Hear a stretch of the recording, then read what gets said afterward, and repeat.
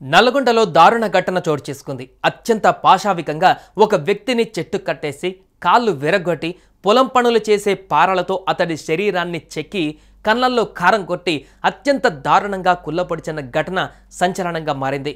ఇక ఈ ఘటనకు సంబంధించిన పూర్తి వివరాల్లోకి వెళ్తే తన భార్యతో వివాహేతర సంబంధం పెట్టుకున్నాడనే కారణంతో మహిళ భర్త ఆయన కుటుంబ సభ్యులు ఓ యువకుడిని చెట్టుకు కట్టేసి తీవ్రంగా కొట్టి హతమార్చారు.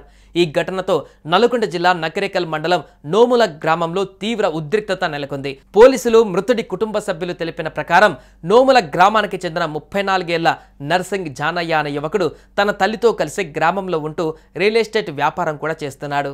అదే గ్రామానికి చెందిన ధనమ్మ అనే వివాహితతో 8 ఏళ్లుగా వివాహేతర సంబంధం కొనసాగిస్తున్నాడు. ఈ విషయంలో పలుమార్లు గొడవలు కూడా జరిగాయి.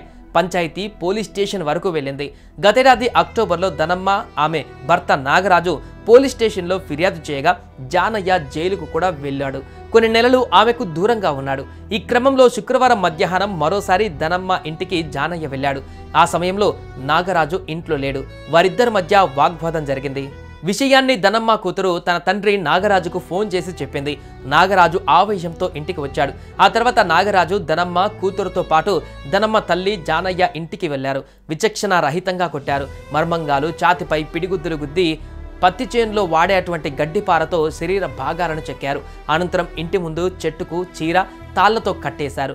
కళ్ళల్లో కారం కొట్టి మళ్లీ చితకబాదారు. మధ్యాహ్నం 1:30 నుంచి 2:30 వరకు గంట పాటు కొట్టడంతో జానయ్య అపస్మారక స్థితిలోకి వెళ్ళాడు. అంబులెన్స్లో నకిరేకల్ ప్రభుత్వ ఆసుపత్రికి తరలించి పరిస్థితి విషమంగా ఉండడంతో నల్గొండ ప్రభుత్వ ఆసుపత్రికి తీసుకువెళ్లగా కాసేపట్లోనే అతడు మృతి చెందాడు.